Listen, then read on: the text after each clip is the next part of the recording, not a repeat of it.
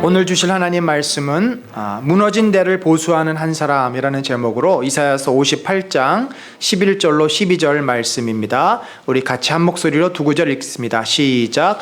여호와가 너를 항상 인도하여 메마른 곳에서도 내 영혼을 만족하게 하며 내 뼈를 견고하게 하리니 너는 물된 동산 같겠고 물이 끊어지지 아니하는 샘 같을 것이라. 내게서 날 자들이 오래 황폐된 곳들을 다시 세울 것이며 너는 역대에 파괴된 기초를 쌓으리니 너를 일컬어 무너진 데를 보수하는 자라 할 것이며 길을 수축하여 거할 곳이 되게 하는 자라 하리라. 아멘. 우리 목사님 나오실 때 우리 박수로 환영합니다.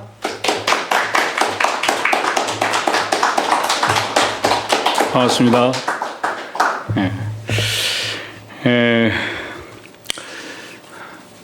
제가 다른 교회 이야기들을 보니까 마스크를 끼지 않으면 예배당을 아예 출입을 못하게 하는 교회가 있더라고요. 근데도 이 교회는 마스크를 안 하고도 이렇게 허용이 되는 참 좋은 교회 같아요.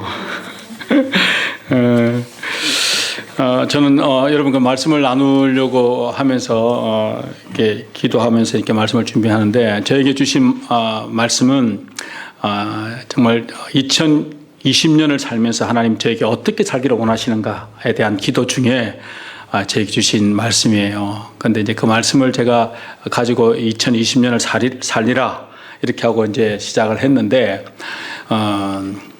어쩜 이런 좀 이 뭐죠? 코로나 이 병이 굉장히 많이 이렇게 확산되고 하는 이런 상황에서 다들 긴장하고 또 긴장뿐 아니라 어려움이 있을 수도 있는 이런 위태로운 시간들을 보내는 가운데 어떤 마음으로 내가 이 상황을 바라봐야 될 것인가 좀 생각하게 되는 그런 말씀으로도 좀 같이 연관되어서 보게 됐습니다. 그 누가복음에 보면은 주님이 이 말씀하신 거 있잖아요. 어떤 사람들이 제단에 제사를 드리는데 다른 사람이 잡아가지고 피를 섞어서 제사 드린 거 너 알지? 그 다음에 실로암에 망대가 무너져가지고 18명 죽은 거 너 알지? 그런 것들이 그 사람들이 죄가 더 많아가지고 그 사람들이 고통당한 게 아니야. 그렇게 죽은 것이 아니야. 그것은 하나의 샘플 같은 거고 경고 같은 거야.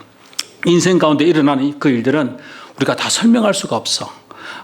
믿음이 좋으면 뭐 건강하고 잘 살고 잘 먹고 이렇게 되는 거 아니야. 믿음과 상관없이 되어지는 그 일들에 대해서는 우리가 다 설명할 수 없는 거야. 그런데 너희들도 만약에 회개하지 아니하면 그 일들을 보면서도 너희가 만약에 회개하지 아니하면 너희들도 그런 일들을 당할 수가 있어. 그러나 이것이 혹 죄가 있어서 당한 것도 아니고 죄가 없어서 안 당한 것도 아니지만 그러나 그런 일들을 보고 그런 어려움을 당할 때에 우리가 가져야 될 마음은 뭐냐. 그들을 정죄하고 판단하고 이런 것이 아니다. 그런 것을 보면서 우리가 경성하고 회개하는 거다. 제가 그런 일이 있었잖아요. 인도네시아에서 해일이 일어나고 이렇게 해가지고 막 어려움을 당할 때에 교회가 함부로 내뱉은 말들이 있었어요. 그들은 다 이방 종교를 믿고 있고 무슬림들이기 때문에 하나님이 진노해서 그렇다. 뭐 이런 말들을 한 거 있잖아요. 그런데 그런 관점이 아니라 그런 일들을 우리가 만날 때 우리가 어떤 마음으로 이것을 볼 것인지 그리고 그것이 누구를 향해서가 아니라 먼저는 나를 돌아볼 수 있는 그런 마음이 있어야 비로소 거기에서 하나님의 마음이 시작이 된다고 생각해요. 하나님의 마음이 없이 사는 것은 참 어렵잖아요.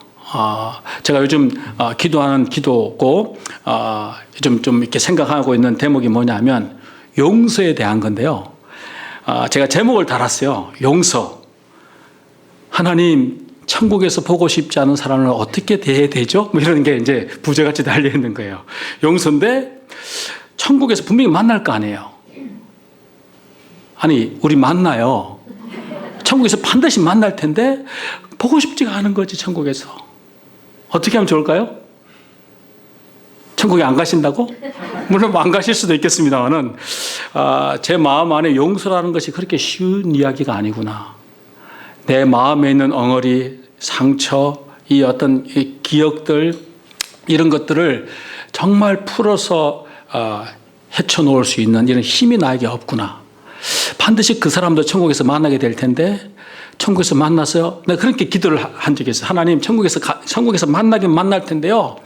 그냥 멀리 살게 해주시고, 그래서 그냥 1년에 막 스쳐 지나가는 정도, 그 정도만 만나면 좋겠어요. 뭐 이런 기도도 한 적이 있을 만큼, 용서라는 주제가 그렇게 쉽지 않다는 걸 좀 생각하게 되면서, 얼마나 이게 내가 하나님의 마음이 아닌가, 좀 그런, 스스로를 좀 이렇게 돌아보는 그런 시간이 있었는데요.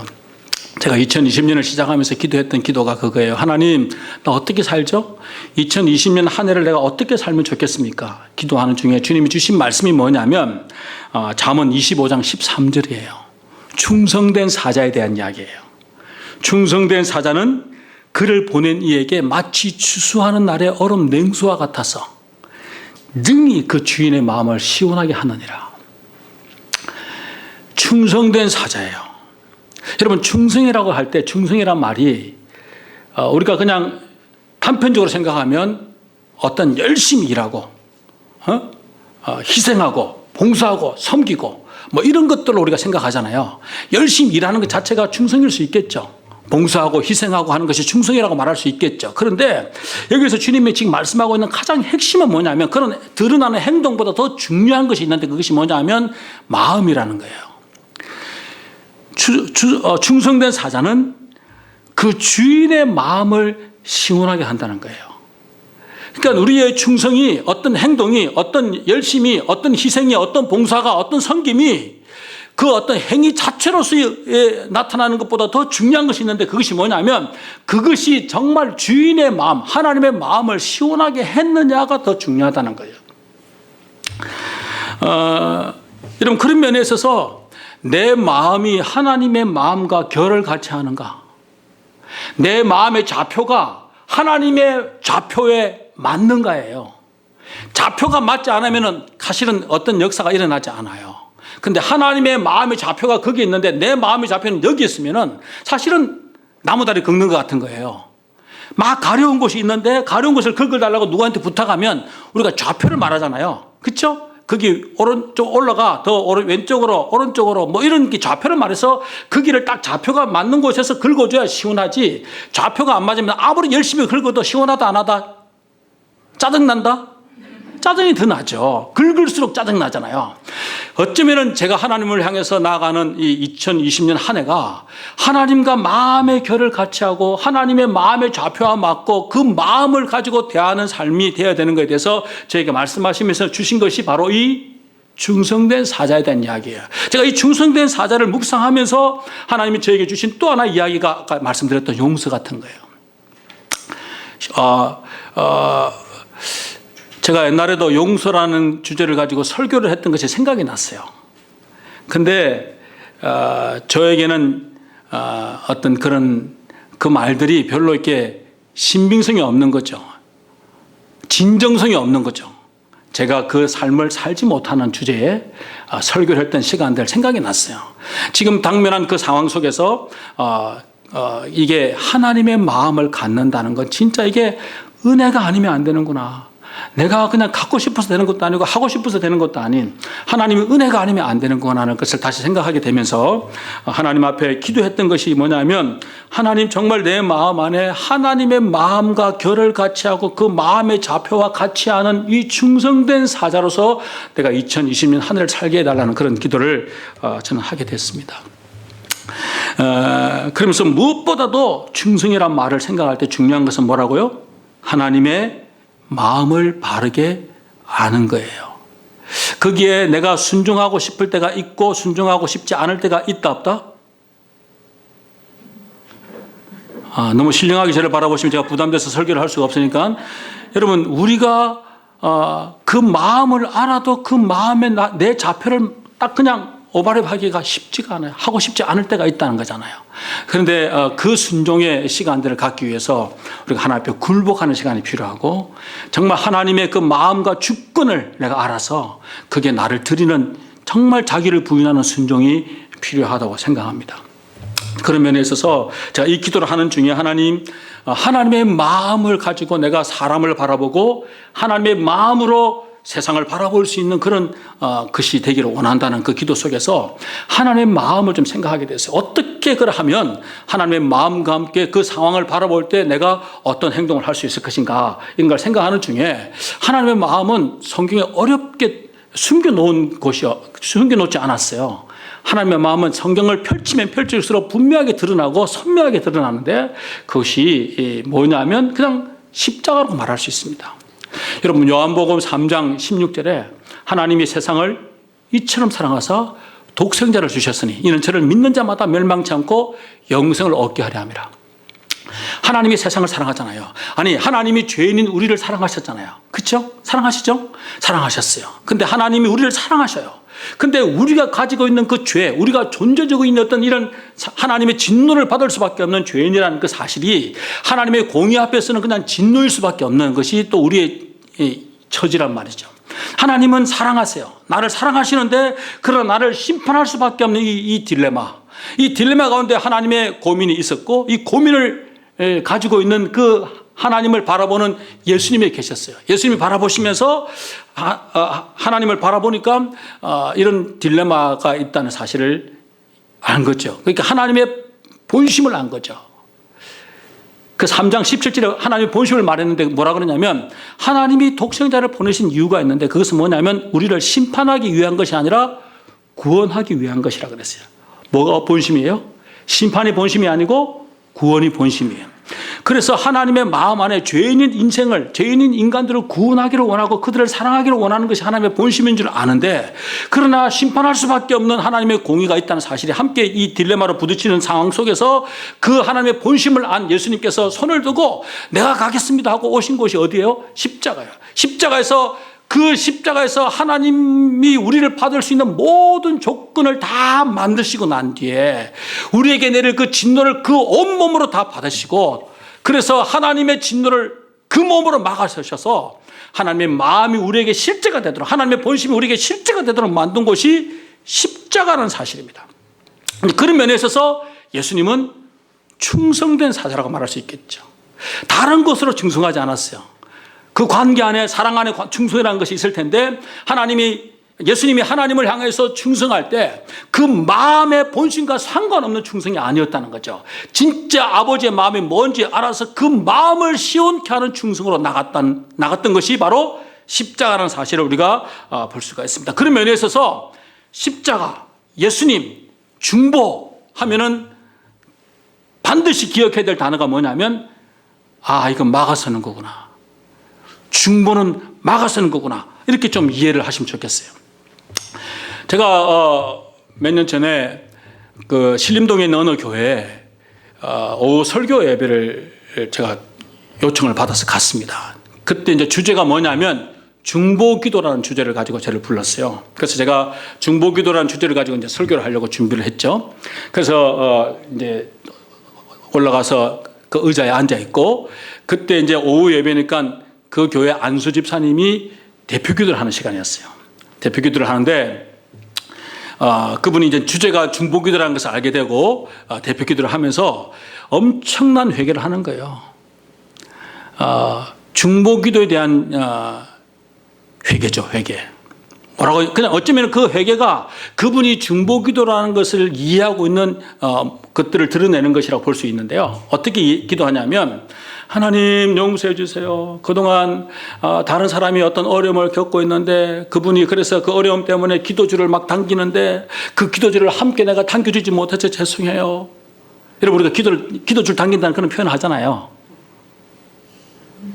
아니 그런 표현을 해요. 여러분 기도줄을 당긴다 이렇게 표현을 한단 말이에요. 그래서 자기가 어떤 문제가 있으면 기도줄을 당길 거 아니에요. 하나님께 당기는데 힘이 부족하다 이거죠. 근데 우리가 함께 힘을 보태가지고 기도줄을 당기면 뭔가 더 하나님이 움직일 텐데 하나님 그렇게 하지 못한 거 막 회개하고 그 다음에 하나님 그 사람의 공로가 좀 부족한데 그 공로가 쌓이면은 뭔가 하나님이 응답하실 텐데 그 부족한 공로를 함께 쌓아주지 못해서 너무 죄송해요. 막 이러면서 자기가 가지고 있는 중보기도라는 개념을 막 그냥 강의하듯이 기도를 한 20분 정도 했어요.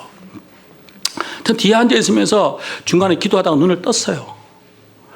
정말 동의할 수 없는 내용일 뿐 아니라 너무 길게 기도를 하는 바람에 제가 설교도 긴 사람인데 이 사람이 앞에서 다 시간 다 까먹고 내가 설교를 해야 되니까 내가 정말 짜증이 난 거죠, 저도. 그리고 기도가 길다는 것 자체가 짜증이라기보다는 그 내용 자체가 정말 이게 전통적이고 어쩌면 종교적으로 가지고 있는 중보기도에 대한 개념이기 때문에 제가 동의할 수가 없어서 눈을 뜨고 있었어요. 여러분 한번 생각해 보십시오.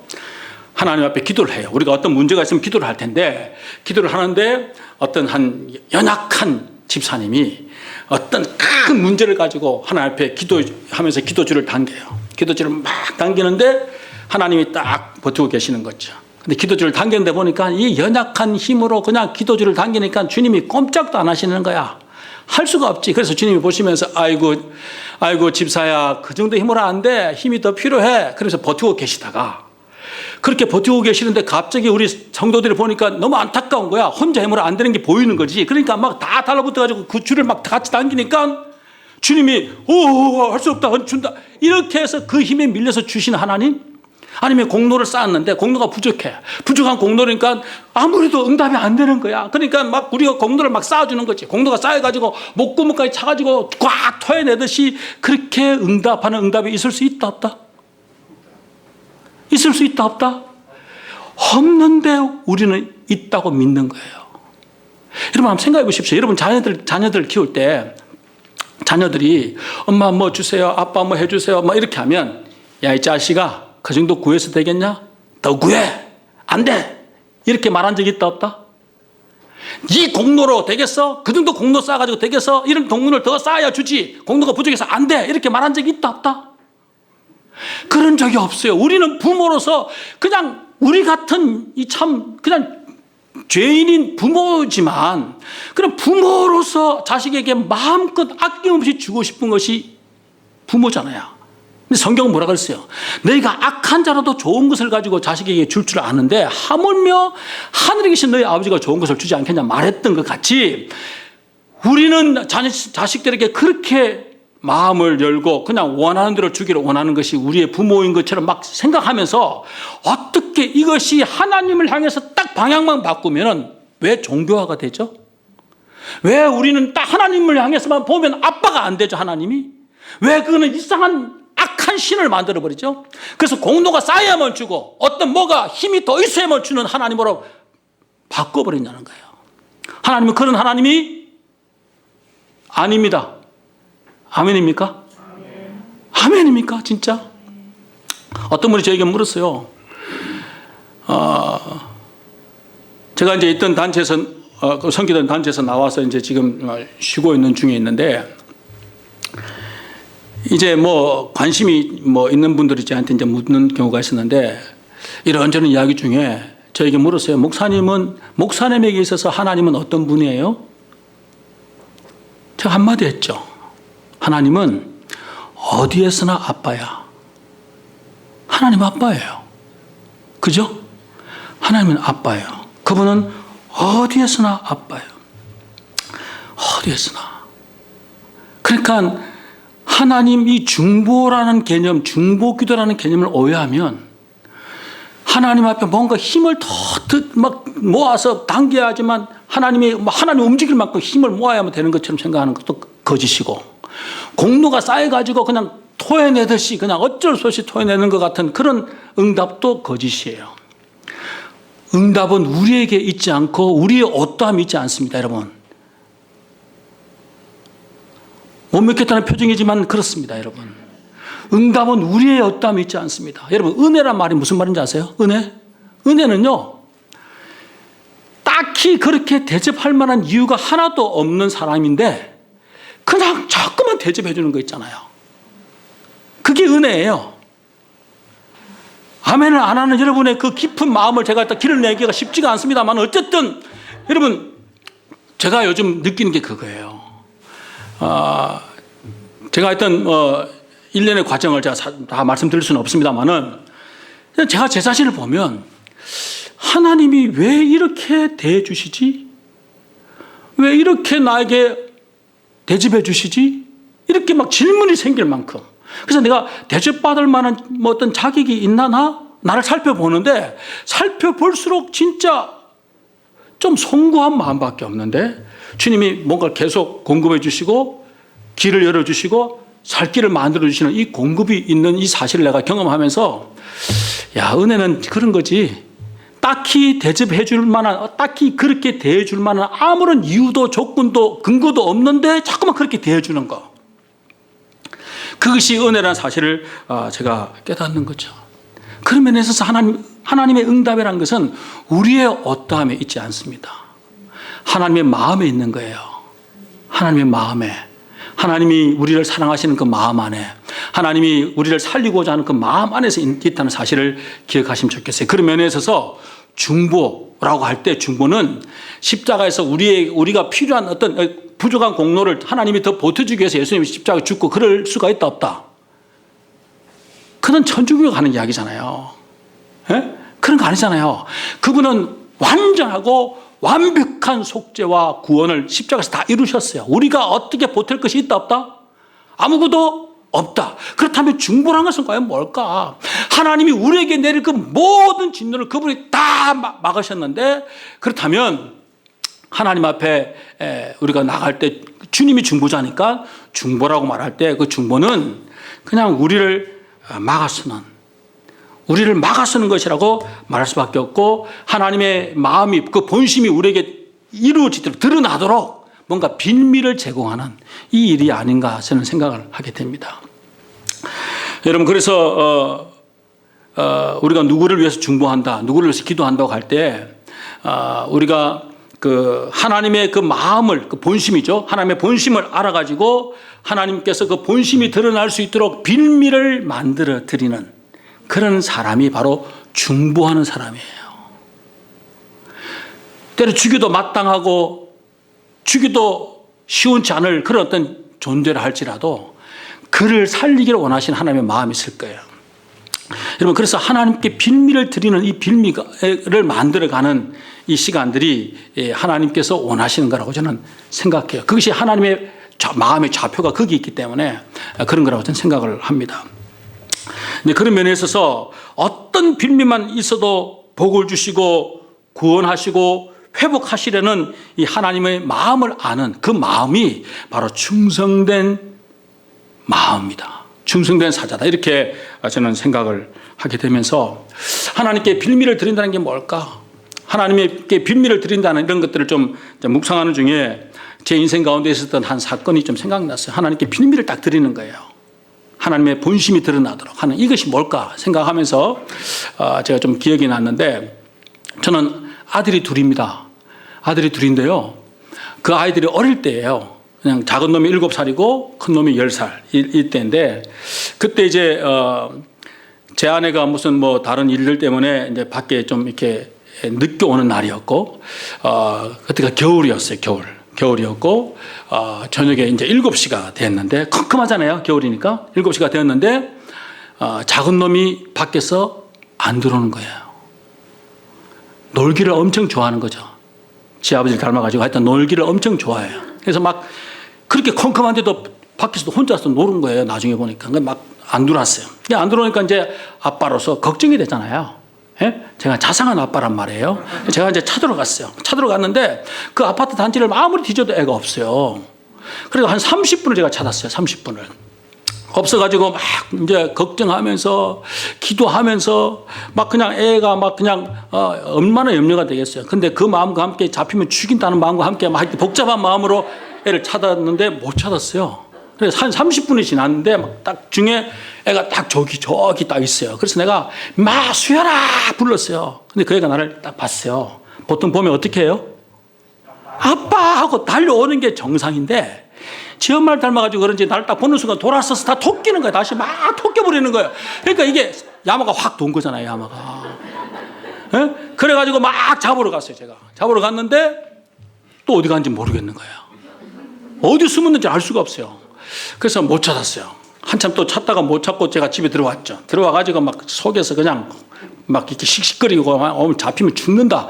근데 잡히면 왜냐면 애가 존재한다는 것을 확인했으니까 이제 잡히면 죽는 거예요. 이제 넌 잡히면 죽는다. 이런 마음과 함께 제가 집에 들어와서 이제 큰 놈 밥을 먹이고 이제 식사를 준비한 후에 이제 애를 기다리고 있었는데, 한 9시 반이 지나서 10시가 가까이 돼가지고 애가 온몸에 흙탕치를 해가지고 들어온 거예요.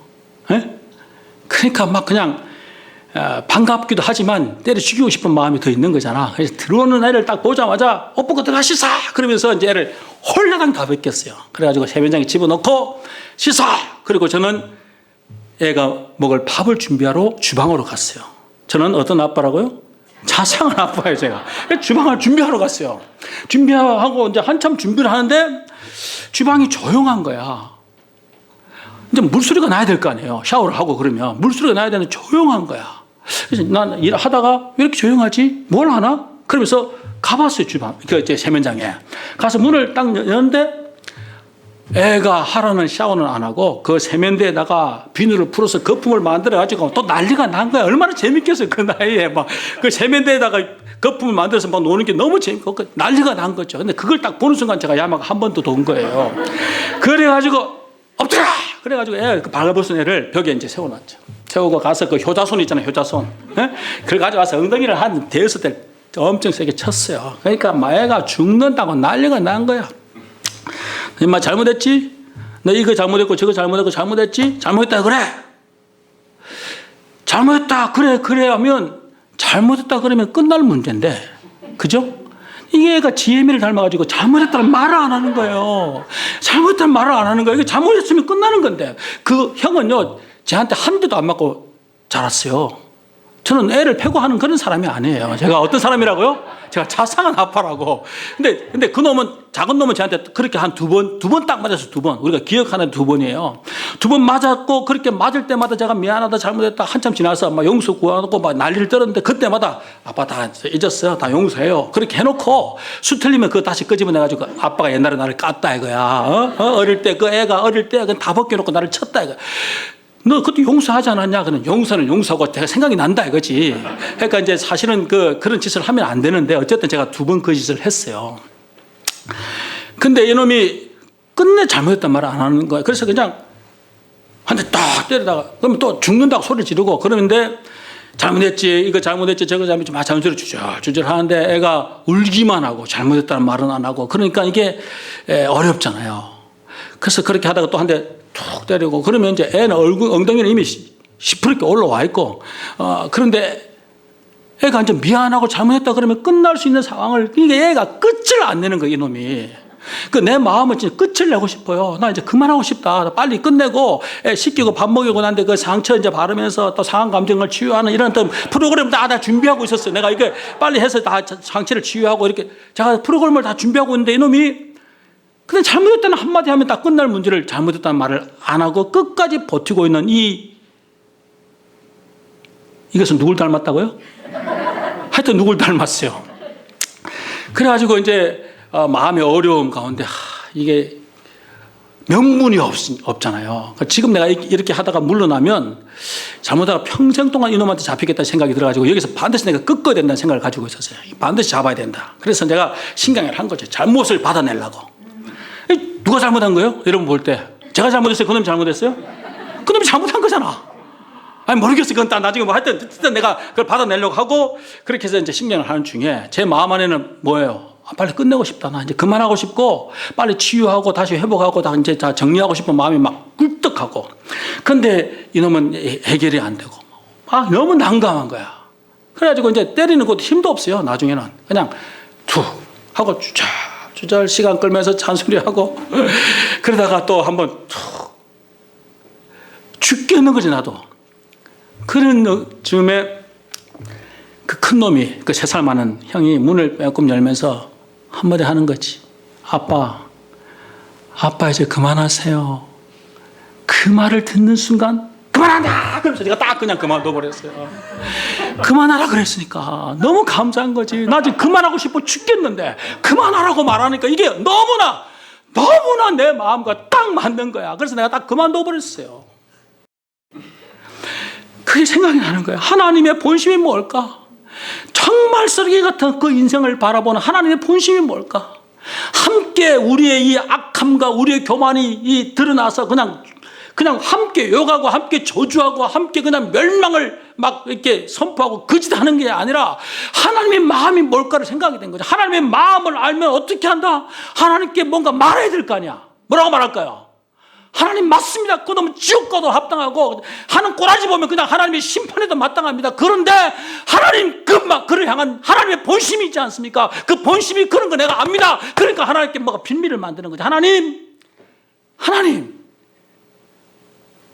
우리 큰놈이 말했던 것처럼 아빠 이제 그만하세요 하는 것 같이 하나님께 빌미를 주는 누군가가 필요해요. 여러분 창세기 18장에 보면 아브라함 이야기가 나오잖아요. 롯은 그 조카 롯은 소돔성에 살았어요. 소돔성에 완전히 그냥 죄 범벅이잖아요. 예? 아니 모르는 것처럼 저를 바라보시면 제가 어렵잖아요. 소돔성이 죄가 범벅이고 거기는 그냥 죄 덩어리였어요. 하나님이 그들의 죄악이 그냥 가득 차가지고 이제 진노하고 심판을 내릴 마음을 가지고 계셨어요. 그런데 그런 마음을 가지고 아브라함을 찾아온 거예요. 창세기 18장에 보면 아브라함을 찾아와서 아브라함에게 이야기를 해요. 아브라함아, 내가 지금 소돔성을 보니까 저럴 꼬라지인데 저것들을 그냥 두면 안 될 것 같아서 나 심판하고 끝내려고 그런다. 그렇게 이야기를 해요. 그럼 한번 생각해 보십시오. 진짜 하나님의 본심이 소돔성을 심판하는 것이 하나님의 본심이면 아브라함에게 찾아올 필요가 있다 없다? 필요가 없지. 그냥 아무도 모르게 다 조용히 잠자는 새벽에 와가지고 그냥 유황불을 확 내려서 그냥 확 끝내버리면 되는 게 심판이잖아요. 근데 왜 아브라함에게 찾아왔을까요? 왜 찾아왔을까요? 하나님은요, 아브라함에게 와가지고 아브라함, 너 내 마음 알지 않냐? 너 내 본심 알지 않냐? 나 좀 말려줘. 이거예요. 근데 아브라함이, 그거 내용 보시면 아브라함이 하나님께서 소돔성을 심판한다. 그렇게 하니까 아브라함이 진짜 좀 개기듯이, 개긴다는 전문용어로 아시는지 모르겠는데, 개기듯이 하는 질문이 있어요. 하나님, 그 성에 의인이 50명 있으면 어떡하실래요? 예? 50명 있으면 내가 심판 안 하지. 근데 45명 있으면 어떡할래요? 45명도 안 해. 40명, 30명, 20명, 10명으로 내려가는 거 여러분 기억하시죠? 예? 그리고 성경은 기록이 없어요. 그 다음에 어떻게든지, 여러분 그것은 뭐, 그래서 소돔성을 심판했냐 말했냐 그게 중요한 게 아니라 그 사건을 통해서 우리에게 말씀하고 있는 것이 뭐냐면 하나님의 본심을 아는 아브라함에 대한 이야기를 지금 하는 거예요. 하나님께 뭘 만들고 싶었죠? 아브라함은 빌미를 만들고 싶었어요. 하나님 거기에 50명 의인이 있으면 같이 죽일 수 있는 거 아니잖아요. 45명 그러면서 10명까지 내려가는 이 시간들을 갔는데요. 하나님이 원하는 것은 뭐냐면 빌미를 만들어 달라는 거예요. 하나님의 본심을 아는 아브라함은 그 빌미를 만들어 드렸어요. 여러분 하나님의 본심이 뭔지 아세요? 에스겔서 33장 11절에 보면 그렇게 말합니다. 악인이 죽는 것을 기뻐하지 아니하고 악인이 그의 길에서 돌이켜 떠나 사는 것을 기뻐한다. 하나님의 마음이에요. 악인이라 할지라도 그가 그 악과 함께 죽는 것을 기뻐하지 않는다는 것이 하나님의 본심이에요. 거기서 돌이켜 살기를 원하신다는 것이 하나님의 본심이에요. 여러분 요한복음 3장 16절 17절 그 이야기잖아요. 하나님의 본심은 예수님을 보낸 그 마음은 뭐예요? 심판이 목적이 아니라 구원이 목적이라고 말했어요.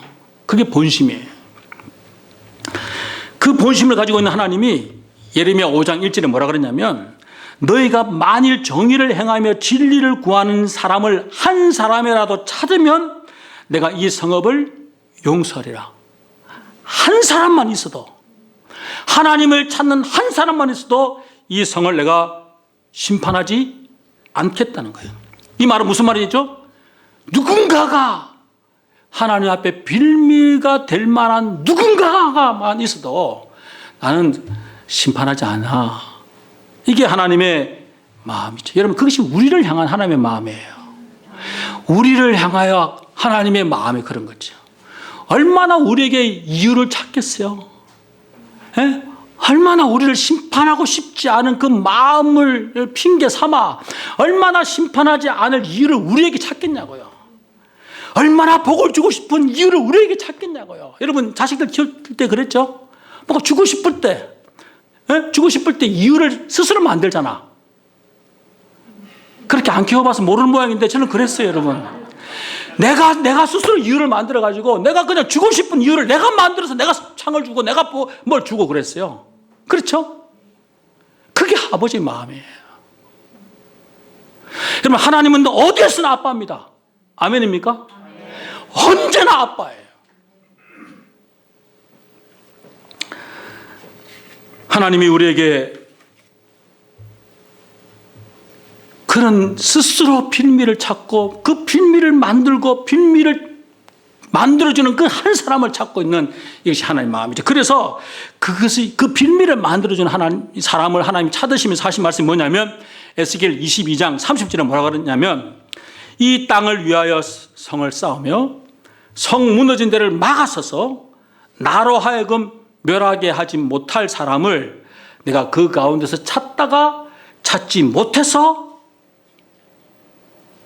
땡땡땡 31절에 뭐라 하냐면 그 진노를 그 분노를 쏟아 부었다는 거예요. 성 무너진 데가 무너졌어요. 무너진 데를 막아서 가지고 하나님의 심판을 막아서는 거죠. 하나님의 심판을 막아서는 그 한 사람 어떤 사람이죠? 하나님의 본심을 아는 사람이잖아요. 하나님의 본심을 아는 그 한 사람, 하나님께 빌미를 만들어 드리는 그 한 사람을 찾지 못해서 심판할 수밖에 없었다는 이야기예요. 다르게 말하면 그 한 사람이 있었으면 심판 안 한다. 빌미만 있으면 심판 안 한다는 것이 하나님의 마음이죠. 그래서 누군가가 나에게 빌미를 만들어주는 사람이 필요하다. 그 빌미를 만들어주는 것이 뭐예요? 그것이 바로 중보하는 거예요. 여러분 우리의 인생 안에 우리가요 진짜 패역한 마음이 있는 건 뭐냐면요, 누군가 어려움을 당하고 또 지가 싫어하는 사람이나 지가 또 미워하는 사람이 고통을 당하고 하는 걸 보면 우리 마음 안에 그걸 막아서기가 쉽지가 않아요. 그렇죠? 제가 아까 서두에 말씀드린 것처럼 용서를 말씀드린 거 기억나세요? 예? 쉽지가 않아요. 저 기도하기가 진짜 쉽지가 않아요. 하나님, 그러면 제가 이랬죠. 하나님, 그냥 죽지는 않고 잘 살게나, 그냥 살기는 사는데 그냥 대충 살게 해달라고. 뭐 이런 식으로 정도. 그게 제가 그래서 주님이 저에게 하는 책망처럼 기억나게 하신 말씀이 뭐냐면, 너 원수가 너를 핍박하면 뭐라고 그랬어요? 그렇죠. 원수를 사랑하는데 그냥 사랑이 어떻게 사랑한다고요? 나를 핍박하는 자를 어떻게 한다고요? 위에서 기도하라고. 축복하라고 그랬어요. 축복이 매듭이 된다 안 된다? 대답 안 한다고 해서 이 사실을 피해갈 수는 없습니다, 여러분. 그런 것이 매듭이 안 되는 것이 사실이죠. 근데 하나님이 우리에게 원하는 것은 뭐냐면 내가 그런 빌미를 만들어주는 그 한 사람, 그리고 하나님의 마음을 아는, 하나님의 마음과 좌표가 같은 한 사람, 그 좌표에 자기를 맞추는 한 사람, 그 한 사람의 그 기도를 통해서 내가 원래 가지고 있는 그 본심을 드러내고 그 본심으로 그들을 세우겠다는 거야. 그들을 온유하게 만들겠다는 겁니다. 여러분 고린도전서 2장 16절에 보면 충성된 사람에 대한 이야기를 하면서도 동일하게 뭐라고 이야기했냐면 누가 주를 알아서 주를 가르치겠냐. 그러나 우리가 뭘 가졌다고요? 그리스도의 마음을 가졌다 그래서 이건 누구의 특별한 사람이 아니고요. 하나님의 사랑을 안 사람은 이미 뭘 가졌다는 거예요? 그리스도의 마음을 가지고 있어요. 우리 가지고 있는데 이 그리스도의 마음을 가지고 있는 우리가 하나님의 마음과 좌표가 맞아야 돼요. 좌표를 맞추는 것은 쉽지가 않죠. 그렇겠죠? 그 좌표를 맞추기 위해서 우리는 뭘 해야 된다? 거기에 정말 자기를 부인하는 싸움이 필요한 거예요. 그게 하나님이 원하시는 경건이라고 저는 생각합니다. 그 좌표를 따라서 자기 마음을 같이 하는 것은 쉽지가 않습니다. 하나님이 제가 이 2020년을 사는 한 해 동안에 하나님 저에게 원하시는 마음이 바로 이 마음이었어요. 충성된 사자로서 하나님의 마음을 시원케 하는 자, 그래서 하나님의 그 본심을 아는 자가 되어서 하나님의 본심이 드러나도록 어떤 상황과 환경과 사람에 대해서 하나님을 막아서는, 하나님 그냥 그렇게 하시면 좋겠어요. 하나님 앞에 빌미를 드리는, 아빠 이제 그만하세요 한마디 해주는 그 사람을 주님이 원하시는 거죠. 그것을 내가 받고 마음으로 기도하는 중에 계속 싸움이 저에게 있어요. 어떤 싸움이요? 마음의 좌표를 맞춰가야 되는 싸움이 저에게 있어요. 저하고 전혀 상관이 없는 이런 코로나19 같이 이런 일들이 있을 때 그 사람들을 위해서 막 막아서는 건 쉽게 할 수 있어요. 그렇죠? 내하고 상관이 별로 없으니까, 불쌍하니까 하는 그 일을 이루어 주옵소서. 예? 막 그냥 아프리카의 어려운 아이들 이렇게 그런 소식을 들으면 그렇게 하고 이렇게 하는 건 할 수가 있겠어요. 그 좌표는 참 맞추기가 쉬운데, 내가 정말 순종하고 싶지 않은, 나를 부인하고 싶지 않은 어떤 새로운 좌표에 나를 갖다 놔야 될 때, 그거는 결코 쉽지가 않은 나 자신을 발견합니다. 주님이 저에게 이 2020년을 시작하면서 너 충성된 사자로 주인의 마음을 시원케 하는 자로 살기를 원한다면 너는 나하고 마음의 결을 같이 해야 돼. 나하고 마음의 좌표를 같이 맞춰야 돼. 근데 쉬운 것도 있고 어려운 것도 있다는 거예요. 이 어려운 것을 내가 피해가고 싶었어요. 우리가 보통 그렇잖아요. 예? 그거는 제껴놓고 다른 것에 충성하면 괜찮은 것처럼 항상 우리가 여지를 남겨놓는, 이렇게 미뤄놓는 영역이 있잖아요, 우리. 그죠? 마스크 꼈다고 해서 다 그냥 쌩 가시는 모양인데 우리가 그게 다 있잖아요. 근데 그것을 하나님이 맞추기를 원하시는, 그걸 내가 좀 맞춰라.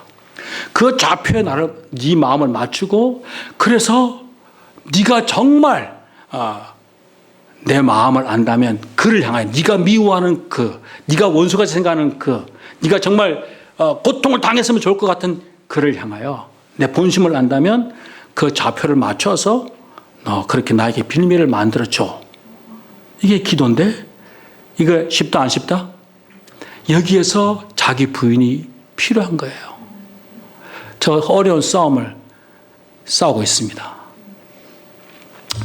그러나 온전한 모습은 아닐지라도 계속 순종의 길을 가야 될 것이라고 저는 생각합니다. 하나님이 그러면서 이 일을 이루어가는 이 삶에 대해서 말씀하시면서 주님이 그림처럼 보여주신 말씀이 바로 오늘 읽었던 이사야 58장 12절이에요. 여호와가 너를 항상 인도하여 메마른 곳에서도 내 영혼을 만족하게 하며 내 뼈를 견고하게 하리니 너는 물된 동산 같겠고 물이 끊어지지 않은 샘 같을 것이다. 여러분 이 말씀 좋아하시죠? 물된 동산 같은, 할렐루야, 하나님 물된 동산 같고 물이 끊어지지 않은 샘 같은 그런 삶을 살게 달라는 이런 기도 너무 행복하고 좋죠? 그죠? 맞아요. 주님의 마음이 그거예요. 주님의 마음이 그건데, 그 마음은 마음의 결을 맞추는 충성된 사자에게 주실 거라고 저는 믿습니다. 오늘 말씀하신 것이 뭐냐면, 너를 항상 인도하여, 내가 마음의 결을 맞추기를 애를 쓰고 또 마음의 결을 따라서 하나님께 빌미를 드리고 하나님을 막아서서 하나님 앞에 이유를 만들어가는 그런 시간들을 가질 때에, 그런 삶을 살아가는 나를 향하여 주님이 뭐 한다고요? 항상 내가 함께 할 거다. 너와 함께 할 거다. 어디로 이끄실지는 모르지만, 어떤 길로 하나님께서 나를 인도하실지는 모르지만 하나님이 나와 함께 하시고 나를 이끌어 가실 것이다. 메마른 곳에서도 내 영혼을 만족하게 할 거다.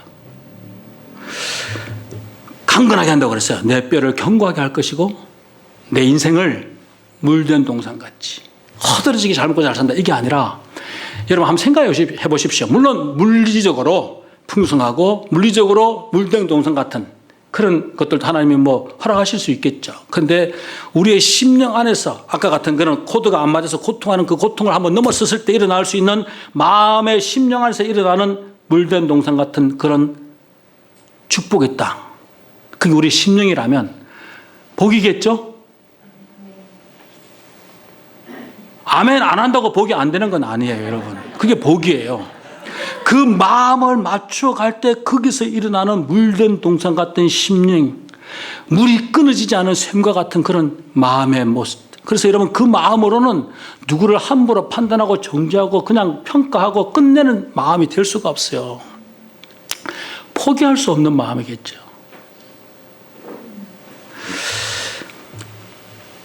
그래서 하나님이 그런 기도를 하는, 그 기도를 통해서 하나님 뭐라 그러냐면, 자 이제부터 네가 그 마음으로, 그 충성된 사자의 마음으로 그렇게 하나님께 빌미를 드리고 하나님 앞에 막아서는 기도를 하고 나갈 때 네 인생을 그렇게 만들 뿐 아니라 오래 황폐된 곳을 다시 세우는 일이 일어나게 될 것이다. 오래 황폐됐어요. 오랫동안 파괴돼가지고 그 기초가 더 이상 쳐다볼 수 없을 만큼 그냥 완전히 뭉개진 그런 인생 혹 있다 할지라도 그것을 다시 쌓는 일이 일어나게 될 것이라고 말했어요. 여러분, 이것이 복 아닐까요? 우리의 기도로 말미암아 우리가 빈미를 드리는 그 한 자락의 기도를 하나님 들으시고 오래 황폐된 곳을 그냥 흔적도 찾을 수 없는 기초를 다시 만들어서 다시 그 삶을 세우고 그 인생을 세우는 그 일이 일어난다면 이거 같은 복이 어디 있어요? 에? 무슨 복을 찾고 계시는지 모르겠지만 그 같은 복이 어디 있어요? 그래서 하나님이 그 일을 이루시는 것을 보면서 사람들이 우리를 보면서 하는 말이 뭐냐면 저 사람들은 무너진 데를 세우는 사람들이야. 저 사람들은 딱 보는 눈은 항상 무너져도 절망하지 않더라. 저 사람들은 무너진 사람을 보고 판단하고 정죄하지 않더라. 저 사람들은 무너진 그 인생을 바라보면서 그 무너진 그 사람들을, 무너진 그곳을 세우는 사람들이더라. 그렇게 우리를 향해 말한다는 거예요. 끊어진 길이 있는데 누구도 다닐 수 없고 완전히 황폐하고 끊어져서 더 이상 불가능처럼 보이는 그 상황을 하나님이 그 길을 이어서 사람들이 다닐 수 있는 길을 만드는 것 같이 그 모든 것을 회복해 하는 일들이 일어나는 사람들이더라. 누가 그렇게 말한다고요? 우리를 바라보는 많은 사람들이. 그 마음에는 저주가 나올 수 있겠다 없겠다? 저주가 나올 수 없겠고 그 마음에는 상황을 보고 지 마음대로 지가 평가해서 절망할 수 있겠다 없겠다? 그럴 수 없겠다. 그때 우리는 뭘 한다? 그 상황, 그 사람, 그 인생을 향한 하나님의 본심을 알아서 우리는 뭐 한다? 하나님 앞에 빈미를 드리는 기도. 그 기도를 한다는 거예요. 그럴 때 하나님은 황폐한 그곳을 다시 세우고 기초석을 쳐다볼 수 없을 만큼 완전히 망가진 그곳을 하나님 다시 만들고 끊어진 길을 다시 이어가는 것 같은 그런 역사들을 이루어 가신다. 누구를 통해서? 하나님의 마음을 아는 그 빈미를 제공하는 한 사람을 통해서 그 일을 이루어 가신다고 말씀하고 있습니다. 여러분, 그런 면에 있어서 우리가 다 알 수 없겠죠. 인생의 어떤 문제를 다 알 수는 없겠지만 내 자신에 대해서도 마찬가지고 여러분의 자녀들에 대해서도 마찬가지고 가정이나 아니면 뭐 사업이나 또 교회나 세상에 대해서 열망에 대해서 그냥 바라볼 때마다 우리가 스스로 포기하지 말고 판단하지 말고 정죄하지 말고 나는 괜찮으니까 저들은 마땅하다 이렇게 말하지 말고 하나님 앞에 빈미를 드리는 그 기도로 나간다면 하나님께서 이 2020년 한 해를 동안에 우리 자녀들을 세우실 줄 믿습니다. 포기하지 마세요. 그냥 대충 두지도 마세요. 그냥 닥달하지도 말고 아까 뭐 오해예배 하자고 목사님 말씀하셨지만 오해예배 안 하고 토끼 놈을 그냥 싸우지 말고 하나님 앞에 하나님 저런 놈을 아시죠 주님? 저런 놈에 대해서 하나님이 진노하는 것이 하나님 본심이 아닌 거 내가 믿습니다. 하나님 그 아들을 향하여 그 아이를 향하여 하나님이 회복시키는 일들이 일어나게 해달라고 무너진 것 같은 그곳을 다시 세우는 일들이 일어나게 해달라고 손을 들고 막아쓰는 기도를 하는 그 기도를 우리가 하면 망할 수 없는 인생들로 하나님이 다시 세워나갈 거라고 믿습니다. 교회를 향해서도 마찬가지고 모든 상황에 대해서도 마찬가지죠.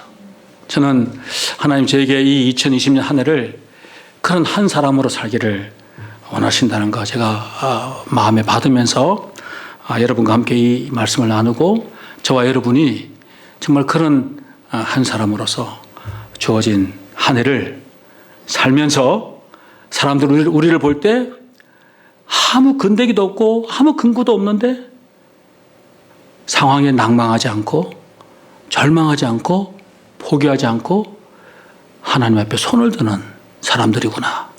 그래서 저 사람들은 그냥 무너진 곳을 막아서 세우는 사람들이구나. 황폐하게 끝났는데도 포기하지 않고 하나님을 바라보는 사람들이구나. 끝내는 세우고 끝내는 그 길을 이어가는 사람이구나. 그 일이 일어나는 그런 한 해로 살아가는 저와 여러분 되기를 바랍니다.